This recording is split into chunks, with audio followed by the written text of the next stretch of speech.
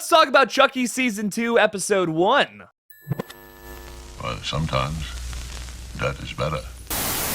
Hey everybody, what's up? KillJoy Jake here, and instead of having friends, I have horror movies. Today we're talking a little bit about horror TV though for a second, talking a little bit about the new season of Chucky. Now before we get into this review, if you guys can like this video and subscribe, I would greatly appreciate that. Now in a previous video, I talked a little bit about my thoughts on Chucky Season 1. I just wasn't so hot on it. I thought there was just a lot of things all over the place. It didn't really have a clear focus of what it was trying to go for or what age demographic it was trying to go for either. Season 2 feels a little more focused and a little more clear cut. And even though Season 2 Episode 1 is definitely my favorite episode of the entire series so far, I do think that it still falls flat in some areas. But getting into some positives here, let's talk about that opening scene because oh my god, that was awesome. The opening of this episode picks up right where it left off from the last season, which I think is a really nice little bit of writing there. You can tell Don Mancini wrote this episode for sure. And Andy Barclay drives off a cliff with all of the Chuckies in the back, and it's just like complete insanity. They're crawling up over the truck trying to get to him, and he just like takes it over this gorge. That to me is just the right amount of camp for a Chucky series. Like that works for me. There are points in this episode that really fly off the handle a few times, but that I think was hilarious and was just the right amount to feel like something out of the Chucky universe. We get some romance from this episode too, right out of the gate with Jake and Devin smooching.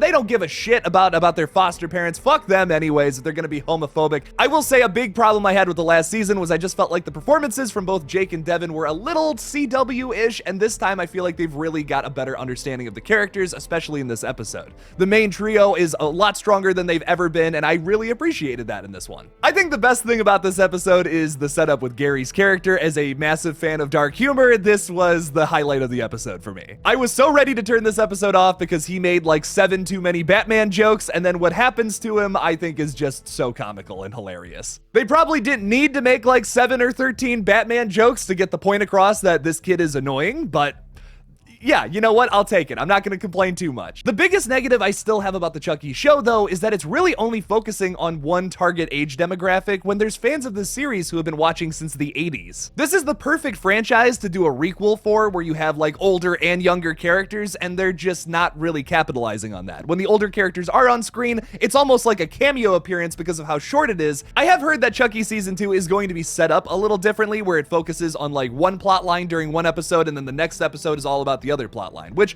I think is ultimately a way better way to set up the show opposed to Season 1. But you can tell from the writing and the main characters that the show is very clearly meant for teenagers, and that to me is just so weird considering that there are fans of Chucky all over the place. Like, speaking of the writing, you have this little kid character named Gary, and he's a big fan of old school Batman, like Adam West days of Batman, which I think is pretty cool. I even watched that as a kid growing up in the thousands. I think that's pretty dope. But he just keeps making Robin exclamations, and like by the 7th one, you're like, yeah, I get it. He's annoying. I get what you're trying to come across here with, show. Like, you really only had to do that 2 times to get the point across that this character's annoying, and hey, it's gonna be really funny when we kill him later. And it was still funny, but I just feel like that point would have gotten across with only like 2 of those or 3 of those. That would have been fine. And just like on the 3rd one, maybe Chucky was just like, okay, hey kid, we get it.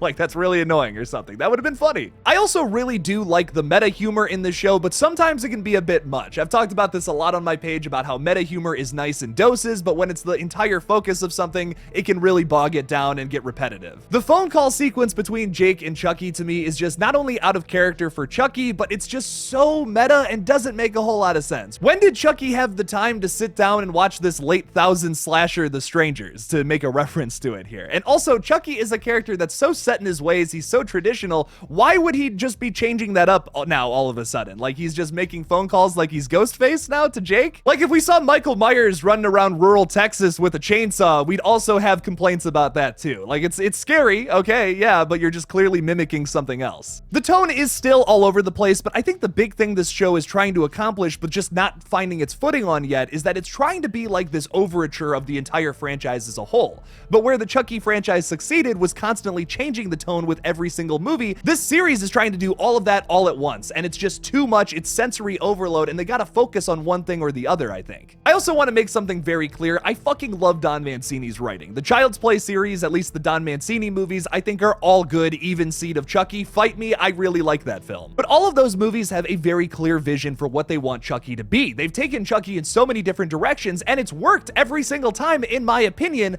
but it always was focused. This series is just all over the place, trying to hit on all of the beats from the past, and that's why it's just not working for me. I can get past the age demographic thing, that's whatever, like I can still enjoy this and still be like, hey, this is still Chucky, that's cool, but they're trying to do so many different versions of Chucky all at once, that's why it's just not working in my opinion. I can't make this clear enough to say that I really do love Don Mancini, I love Jennifer Tilly, I love all the people involved with this project, and I want to love this thing so much, but I feel like if I'm not going to be honest in my review, what's the point of even making a video? I've gotten some comments from people who really love this series, and all the power to you if you love this series. Seriously, I'm never going to shit on someone for liking something. Just because I don't like it doesn't mean I can't recognize that other people out there do really love this. And if you do, that's fucking awesome. All the power to you. These are just my thoughts and how I think the show could ultimately be better for the long run. What do you guys think about Chucky Season 2 though? Leave me something about it in the comments below. Thank you guys so much for watching this brand new video on Chucky Season 2. I'll be reviewing Chucky Season 2 in one big video because there's just not enough in these episodes for me to talk about it for like an 8 to 10 minute video, I don't think. But once the whole season is out, I'll be talking about it in one big video once the last episode comes out. Like this video, subscribe, do all that, support me on Patreon if you can, and as always, don't forget to kill it out there, y'all.